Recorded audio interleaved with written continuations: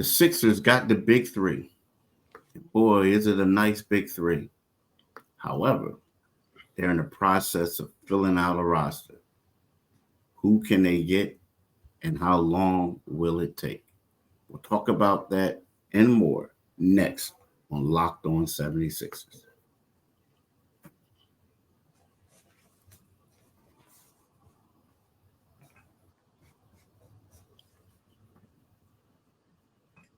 Thank you for making Locked On 76ers your first listen every day. We are free and available wherever you get your podcast and on YouTube. Part of the Locked On Podcast Network, your team every day. Today's episode is brought to you by Gametime. Download the Gametime app, create an account, and use the code LOCKEDONNBA for $20 off your first purchase. Terms apply. Hello, my name is Keith Pompey, and this is my right-hand man, John Mitchell. We are the co-hosts of Locked On 76ers. We got a lot to talk to y'all about today. First of all, I want to say happy 4th of July to you. But first of all, what we want to talk about is we want to talk about the Sixers filling out the roster, moves that they have to make, positions to fill. And then secondly, we got to talk about the failed trade that led Paul George to becoming the Sixers. And then thirdly, stick around and we'll enlighten y'all on that one. But Mitch, the Sixers, they got the big three, but you also need to fill out a roster. Yeah. And when you look at this Sixers team, if you look at their summer league team, they have at least three guys that I've seen who were first round draft picks, right? Mm-hmm. In the NBA, and then they fell out of the NBA and they're trying to make a comeback. You look at the free agency, they're just scouring the thing for these athletic power forwards that they can either get in free agency or they can make a trade for someone. But it's important, man, because when we look at the Boston Celtics, when we look at the New York Knicks, you look at the Indiana Pacers, all these teams are deep.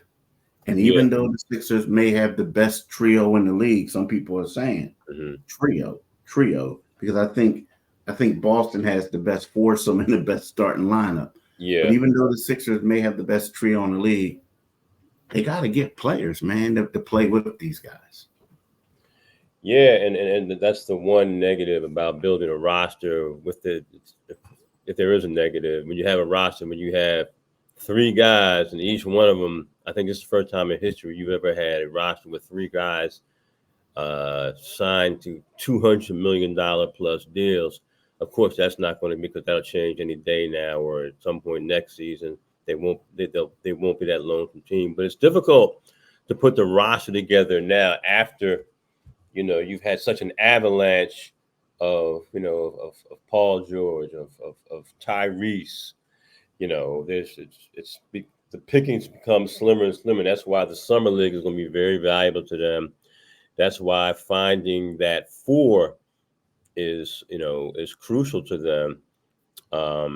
I just don't, Boston is just, a lot of it is just doing things at the right time, and that's what Boston has done. So their depth, New York's depth, I think we'll have to the 76ers will have to take a back seat to both of those teams with regard to depth. But Daryl Morey's carried the ball down to the 1 yard line. To get into the end zone, you've got to get, you still kind of need a point guard. You need somebody to emerge as a point. You need a four.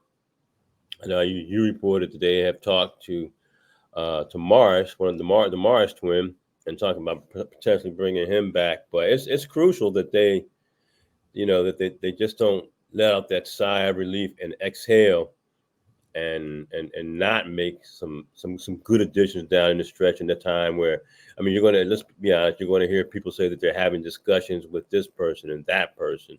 That's the way it's going to be for a minute, and every other team in the league is going to be doing that. So it's a crucial stretch for them, man. Going out, finding out what they have, the summer league guys. We're seeing the kid from UCLA is only 6'8". That's kind of surprising to me. I was thinking he was so closer to that 6'10" range. So Is he a power forward or is he a center? Another small, undersized center. So yeah, this putting this roster together is crucial right through here. And we're going to see how they hit the tape. The Olympics are coming up here. Runners will be hitting the tape in world record time. So the 76ers have built a roster that initially looks like it can contend for a championship this upcoming season. So now it's time to get the finishing points in place. Yeah, the problem is right now, and I understand what the Sixers are doing. It's a tough time, and what I mean by that is, you mentioned something where you got 3 guys over making $200 million. Mm-hmm. Another guy about to get an extension for another 193. Talking about Embiid, or he could get an extension. Yeah, wow. 193. So, but when you have all that, and we talk about the first apron and the second apron, like, you don't want to get in that second apron, and because that can screw you up. You can't make trades. You can't do this. It's hard to upgrade the roster, to adjust the roster.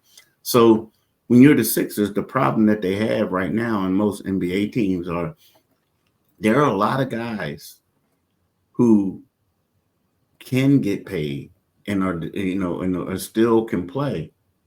But since you're giving out these max contracts and you got like 3 of them, well, the brother who was making like 15 million last year and was hoping to make 20, well, he's getting a mid-level exception in most instances, or he's signing for the minimum.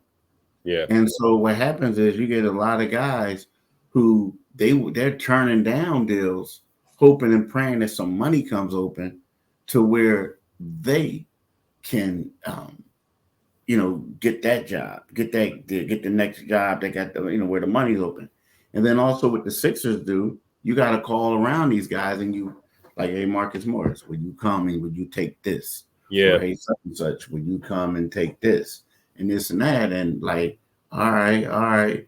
Now you don't know which one is the number one target, but you got to hit all these guys, because if the one guy turns it down, you got to hurry up and know that you got somebody that's willing to take it. Because if somebody turns it down, then you come back to a guy and say, hey, man, I'm wondering, would you take 2 years, $18 million, or 2 years, $16 million?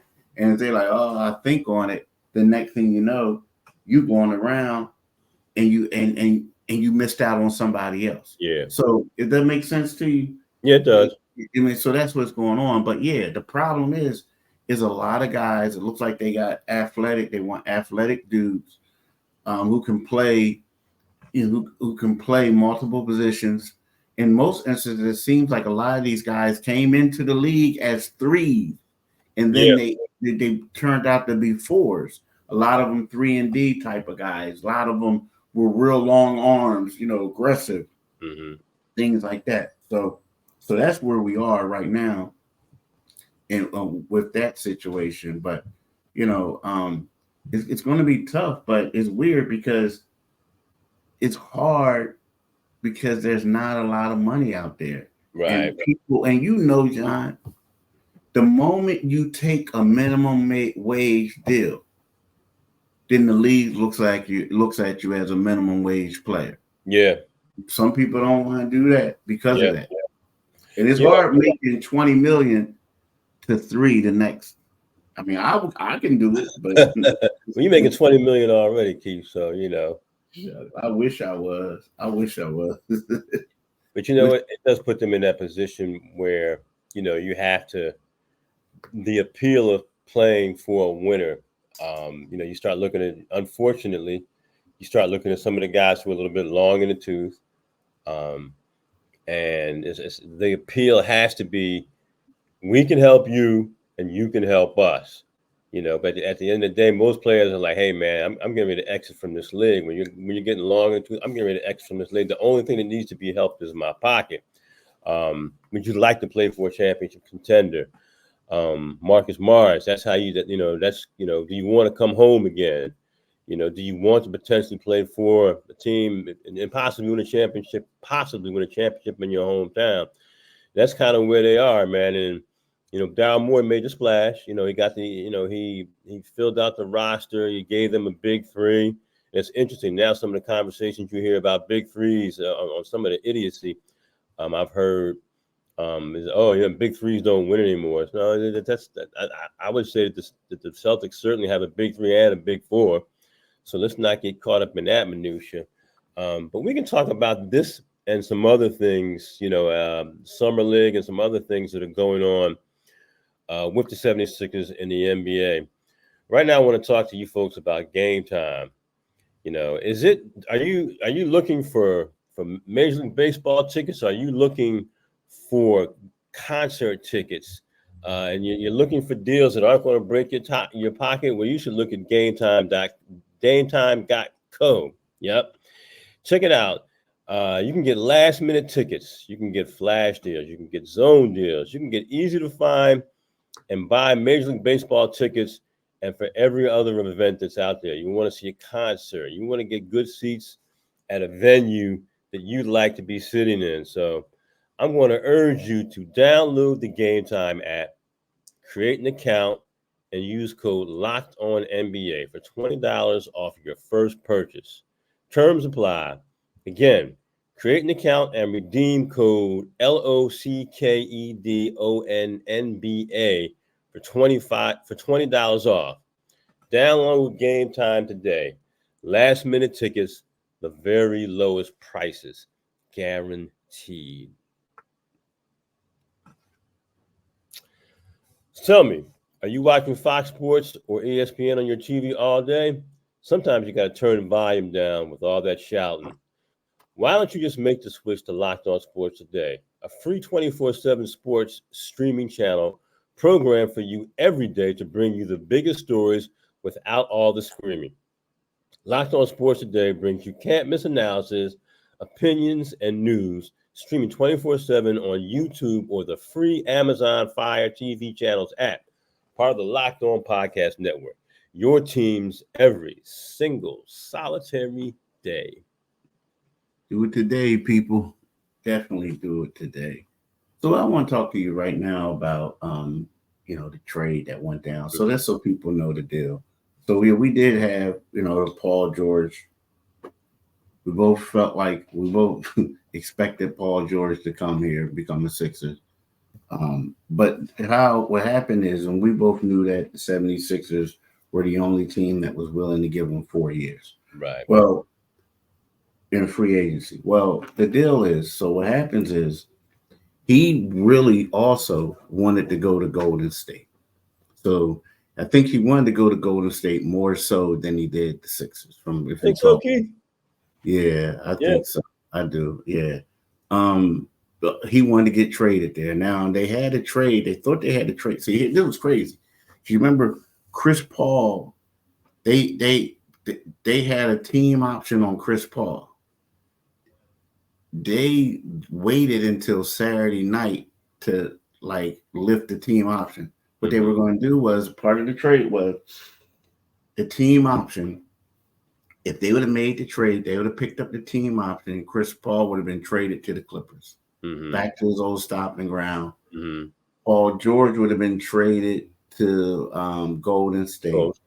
Now, I'm pretty sure they probably would have had to put somebody else in there. But the Clippers just didn't want to do it. They didn't want to trade this guy to Golden State. And I get it. You don't why are you going to trade it to them so they can win a championship if they're in your conference, right? So more so they're in the division. So how are you going to do that? So apparently it fell through. They also said the way that it would have been with the money and everything, they would have had to deal with the second apron, the whole nine. We know everybody's scared of that second apron. That's the reason why they didn't want to give Paul George 4 years. They didn't want to do all that. Right. So you see that. So it falls through. And then apparently the Spurs are also talking to him as well. And they were only able to give him 3 years. Right. So it was other teams. So that's why he came to Philly. So I understand what Draymond is saying and all this and that, they messed up. They didn't get anything. But really, and they did kind of mess up. But at the same time, Mitch, I felt like they were like, nah, man, you ain't going to have us have dudes that y'all didn't want, and y'all going to get the guy that we want so y'all can win the championship. And everybody. clowning us, right? Yeah. So it is what it is. I mean, it was a bad situation, but that's what happened. So, honestly, the Sixers were the only team, from what I'm hearing, that wanted to give him a fourth year in free agency. And Right. he was adamant about getting the fourth Yeah. year. Yeah. So, you know what I mean? So let's keep it 100. Like, yeah, it's great that he came, but if everything was equal, I bet you he wouldn't. He'd probably be in LA, but it is. But everything wasn't equal, so we can't go Right. back to that. Yeah. You know? It's a difference of about $50 million, right? I So think it was 60, bro. it Like, was yeah. 60. Yeah. Yeah, and Well, look, let's I mean, think about it. You're gonna be 37, 38. You ain't getting that money back. You ain't yeah. getting 60 million. Ain't nobody gonna pay you $60 million to be, you know what I mean? So like it was Yeah. smart on them. Yeah. It's Yeah. Well, smart on them. let's hope that there's as much longevity left in Paul George. There's more longevity left in Paul George than we think. Because, like you said, 37 years old and giving him that kind of money, and with that Joel Embiid extension starting to percolate in the background, woo, it's a lot of money. Somebody getting Yeah. traded. Huh? Somebody's gonna get traded down the road. Yeah. But yeah. But I mean, if he had gone to If he had gone to, yeah, I'm sorry. If he had gone to Golden State in that deal, I still know that helps Golden State get to the championship. I just don't. I don't.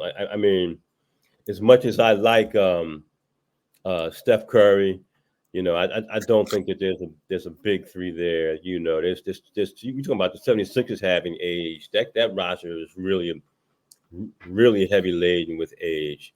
Um, Mhm. and Draymond, I think has been is more of a personality than he is a ball player. I kind of lost respect for Draymond when he sucker punched my man on the sideline. Oh, Um, you a hater. I thought When that was when you beat the boy up in practice. yeah, I thought that was kind of meow. I thought he went kind of meow on the dude and sucker punched him. But hey, one person, I mean, you can look at the Clippers and say, yeah, they got nothing, but they're taking care of their financial situation. Like you said, they don't want to get on that second apron. Um, and hey, it worked out for the 76ers at least initially. That's what it looks like right now. It looks like it worked out for them. We'll have to see. We'll have to see how things work out. Um, when the regular season gets here, as training camp is, their players come back from the Olympics, and we'll see then. But I think I mean, I think Draymond's kind of salty, man. He's turned into a guy who's become synonymous with Golden State, but I don't think that was gonna, with Paul George. I don't. They still got too many holes in their lineup, in their roster. Well, they just thought because like they couldn't like they gotta do a sign and trade to get a legitimate player. They capped out a little bit. So Yeah, that's all that is. But I'll be honest with you, man. I would have loved for Paul George to be on the Olympic team because I oh wanted to yeah, no see doubt. how him and Joel Embiid get them in some 2-man action, see how that would work out and Yeah, everything. That would have been thorough, man. That really would have been thorough. You know what I mean? yeah, So they would have done it.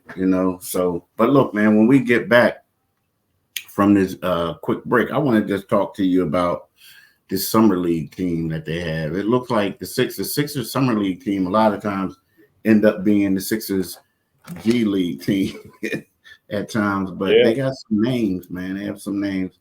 So I want to talk to you about that when we get right back. And we mean right back. As he said, we're back.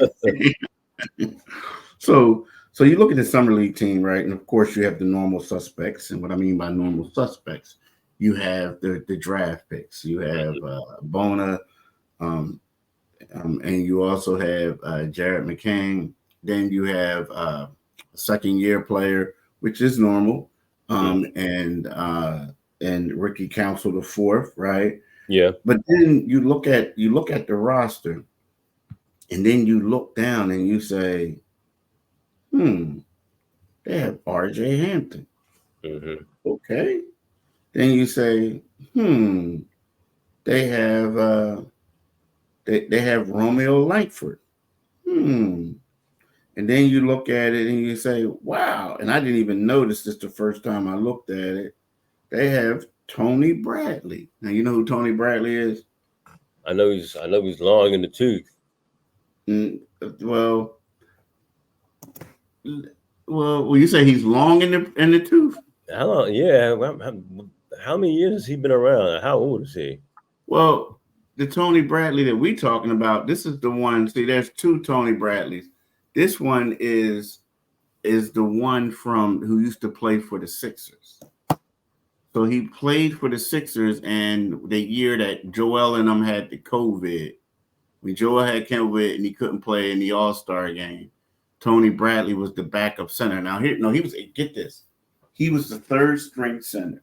That's the year Dwight Howard was the backup. Oh yeah. But whenever Embiid didn't play, they would start Bradley, Uh-huh. and he played well. Like he would grab rebounds, do things, do all this other stuff. So, he was just killing it. Like I mean, I'm not saying killing it from a point standpoint. I'm talking about from like role playing standpoint, Right, doing right, great right. in this match. Well, they traded him to Oklahoma City for George Hill. And then after that, he goes to ended up in Chicago. And then after that, he's been in the G League. He plays for like the Texas Legends now. So, But again, they got three. So like if they really for real, if they just want to play Romeo Langford, RJ Barrett, Ricky Council, Tony Bradley, and I see Jeff Dalton's there. But Jeff Dalton's only going to be there for the Utah joint.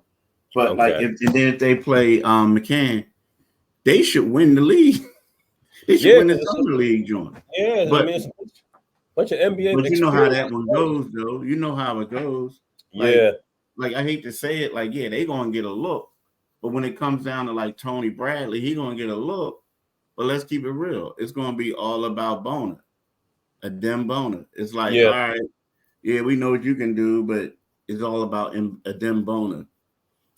Him getting reps. So yeah, and you want to see you do want to see what Bona can do, man. I mean, is he a guy who again he's a little measured a little bit shorter than I thought he was, but he played big. He's a good off ball defender. He is a good he plays that weak side defense very well, and he's quick and nimble footed. So maybe we'll get a chance to see the 76ers run a screen and roll that ends with a dunk this season. We don't see too many of them. So yeah, but you're right though. There's a lot of experience there. Obviously like Ricky Council, Tony Bradley. So I mean, if I mean, I guess people watch the summer league and root for a team to win. But really, the summer league is there to find somebody, particularly when you have a roster that you've built to get to the point where the 76ers are now, where they're knocking on the door potentially again of a championship. I mean, quite honestly, I'm most interested in seeing what Jared McCain can do. I want to see if he can. I want to see if he can, if they can. I mean, he's an aggressive offensive player. We know that, but he's only 6'2". I want to see if he can play some point guard. I really do. And I know they're not going to throw that on him, but let's see what he can do on the ball, because if you are going to play him and Maxey at times together during the regular, I mean, that's what you want out of a guy you pick with number 16. You do want him, to be on the periphery of your lineup, on the periphery of your rotation. So that's kind of what I'm looking forward to summer league. I want to find out if these guys can play, man. 2 guys they drafted. I want to see Justin Edwards play. I want to see my man play. And that goes without saying. I want to see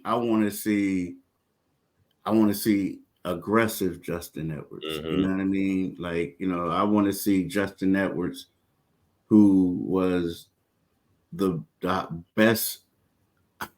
high school basketball recruit to come out of Philadelphia. They were telling me Since Rasheed Wallace. Is that what they were saying? Yeah, that's what they were saying. Woo! Yeah. They had him ahead of the kid from Roman. It was a kid Roman Catholic who tragically died. Yeah. The center. Well, they had it. But that dude who you talking about, the guy who got in the car accident? Yeah. He was before Rasheed. Griffin. Yeah, he was. Griffin. Eddie That's Griffin right. was a Eddie couple Griffin. years before. Yeah. Because Okay. Eddie Griffin was actually in school. Like, they all like, they younger, but they like they like I'm like they old head, like by a couple years I would have been. Yeah. But Eddie Griffin was like in high school. When he was at Cardinal Doherty, he was there like when I was at North Catholic. So I remember that. You know what I mean? Okay. And then Rasheed was a couple years behind, like just a couple. Yeah, like I mean, he might have been yeah. So like but they saying he the best. They saying he the best since Sheed, man. Since Okay. Sheed. Okay. Well, yeah. Well, if that's the Was, case, yeah. man, I mean, things didn't go as planned or predicted at Kentucky. I mean, he had that one game we had that 28-point outburst, and as I root for all the homeboys, I was like, okay, we're gonna see something from him, and it just never materialized. But you know what? I ain't trying to say, but that is a lot of, like, when you say that, that's a Yeah. lot of pressure. Because when I was a high school writer, I think I was a high school writer maybe 5 years or whatever. Like whenever I was covering, dude, I had 7 McDonald's All-Americans. And then I had a couple dudes who weren't even McDonald's. Mm-hmm. You know what I mean? Yeah. You know what I mean? Like, so. Yeah, so you can get Justin Edwards gets a reboot. Yeah, he gets a reboot. He gets a reboot. We get to see what he can do. The expectations were very high. I mean, when he was coming out of Imhotep, everybody was like, "Yeah, he's an obvious one and done, and he's a guy who will be in the top 8 of the lottery." And it turns out he's an undrafted player. So he's got, the circumstances are the circumstances. Here's a guy who was kind of earmarked for the NBA, and now you come in here as a free agent. As a guy who doesn't go in the first two rounds, most of those guys love Cal when they the rest of the McDonald's All-Americans, besides maybe wow, what's my man name who went to Rome in the point guard? Oh my God, he's a coach at Camden High right now. Oh, dang. Well, Camden High like some stars coaching them, don't they? Yeah, but here's the thing. I'm sorry for cutting you off. It got me. Hey, Malik Waynes. So yeah, I don't know what Malik came out. I don't think he was a lottery pick. No. Malik Waynes. I don't think he was. I know he played. Were you covering when he played for the Sixers? Was that before you? That was it might have. I think I can't even remember, man. He didn't embellish himself in my brain. I can't even remember. Let me see. He went undrafted. Wow, that's crazy. So he went undrafted in 2012. Yeah, that was he played for the Sixers. Yeah, I think you covered that team. He was with the Sixers at 2012, 13. And then the following year. That was towards the end of the run. Yeah. But look, so you think about it, though. So think about this. All the guys. So for him to be the number one that I know of. So then you got, now we're talking about guys who didn't make McDonald's. Now, I didn't cover it before me. But you had Kyle Lowry, right? Yep. But in my time when I was covering preps, you had from the Philly area, you had Malik Waynes again, was a McDonald's. You had Wayne Ellington, Gerald Henderson, right? Mm-hmm. You had Tyreke Evans, right? Wow. And who's the other one that was? Oh my God! And dang, I'm forgetting names. But dude, I'm telling you, it was like 7 of those dudes, right? Yeah. From there. But then you also had the Morris twins, right? Who went to Kansas, right? Yeah. It was a lot of dudes, man. It was a Yeah. lot. It was crazy. So for him to be rated, I didn't get to see him play, but for him to be rated that high, that speaks a lot of volumes, man. Like about what people thought of him. But it also comes with a lot of pressure. Yeah. A lot of pressure, dude. A lot. I would have preferred to see him almost give Kentucky one more year, but it is what it You is. remember? Oh, they also had when I was there, it's another one. They had Emil Jefferson, who's now I feel old, a coach for the Boston Celtics, but he was the man, right? I think he might have been a Mick. And then they had Raheem, another McDonald's, Raheem Christmas. Where is he? Syracuse kid. You guess who he married? But you know who he married, right? Nah. Who his stepdad is? Nah. The GOAT. Who's the GOAT in your eyes? Not stepdad, is his father-in-law. His father-in-law. MJ, he married MJ's daughter. My man. So he did. He did find his way to the pot of gold. Yeah, he found his way Behave to yourself, the pot young of gold. man. And then who else? And then another, but he's from South Jersey. I include South Jersey too.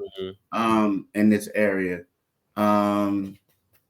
Michael Kidd Gilchrist. I'm saying it was a lot, dude. It was a lot of them. A lot of them. And the crazy part is like Deion Waiters wasn't in McDonald's. He should have been. Yeah. There was a couple other dudes who should have been, but they weren't.